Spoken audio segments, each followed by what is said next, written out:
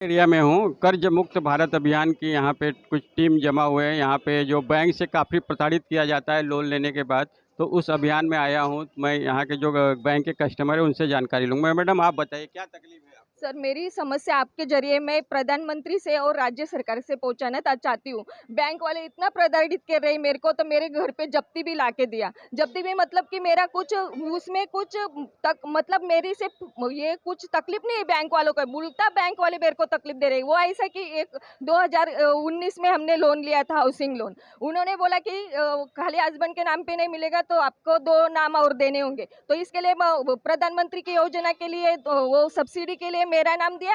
उसके बाद में वो बोले बेटे का भी नाम दो, बेटे का भी नाम दिया। तीनों के नाम पे होम लोन लिया, इंश्योरेंस लोन होने के बाद में एग्रीमेंट हो गया लोन का। फिर बाद में बोले आपको हमारी सिक्योरिटीज के लिए इंश्योरेंस भी आपको लेना पड़ेगा। इंश्योरेंस लिया, इंश्योरेंस भी तीनों के नाम पे लिया, लोन लिया। हम बोले हम नहीं, हमको नहीं करवाना है इंश्योरेंस। तो बोले हम लोन देते हैं लेकिन आपको इंश्योरेंस लेना पड़ेगा। फिर कौन सा बैंक है ये? एचडीएफसी बैंक और एचडीएफसी लाइफ, ये दोनों ने मिलके बहुत बड़ा फ्रॉड किया है मेरे साथ में। और उन्होंने क्या किया कि तीनों के नाम पे लोन है, तीनों के नाम पे इंश्योरेंस लो और तीनों के नाम पे ही पॉलिसी होएगा, ऐसा हमको बताया। और पॉलिसी हमारे पास में रहेगा, आपको नहीं मिलेगा, ऐसा बोले। फिर बाद में ना 2021 में मेरे पिताजी और मेरे हस्बैंड दोनों का डेथ हो गया। 15 ही दिन में दोनों का कोरोना की वजह से उनको गैस मतलब कि 3 अस्पताल में एडमिट किया गया, पहले एक और फिर दूसरा। और उनको क्या नहीं मिला माहिती है? Oxygen cylinder.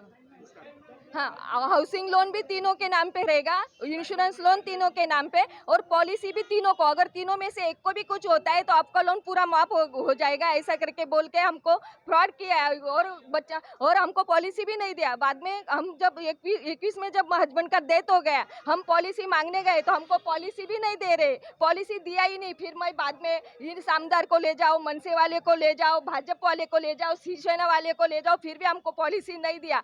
तो एक शिवसेना के आमदार है, उन्होंने जबरदस्ती किया, तब पॉलिसी दिया तो उन्होंने 21 में बेटे का नाम का डुप्लीकेट पॉलिसी बना के उसके ऊपर 21 का ही हमसे आधार कार्ड लिया, पैन कार्ड लिया, मंगवाया हमसे। और 21 में हस्बैंड की डेथ के बाद उनके नाम, बेटे के नाम का पॉलिसी बना के दिया। और अभी बोल रहे हैं हमको कि आप बेटे के नाम का इंश्योरेंस है इसलिए आपका लोन माफ नहीं होगा। फिर थाने कोर्ट से हमारे घर के ऊपर जब्ती का नोटिस निकाला। फिर मैं बाद में डीआरटी में गई वो जब्ती के स्टे लेने के लिए, तो स्टे तो 1 महीने का ही दिया उन्होंने और बोले कि 8 लाख इधर भरने का है। अभी 8 लाख रुपए मैं कहाँ से लाऊं? मैं हाउस वाइफ है, बच्चा मेरा पढ़ाई कर रहे, मेरे 3 बच्चे पढ़ाई कर रहे बच्चे, मैं कहाँ से भरूं इतना लोन? कहाँ करूं? मैं आत्महत्या करूं कि क्या करूं? मेरे राज्य सरकार से और केंद्र सरकार से यही विनती है, एक तो मेरा लोन माफ कीजिए या तो फिर मेरे बच्चे को मेरे को नौकरी दीजिए।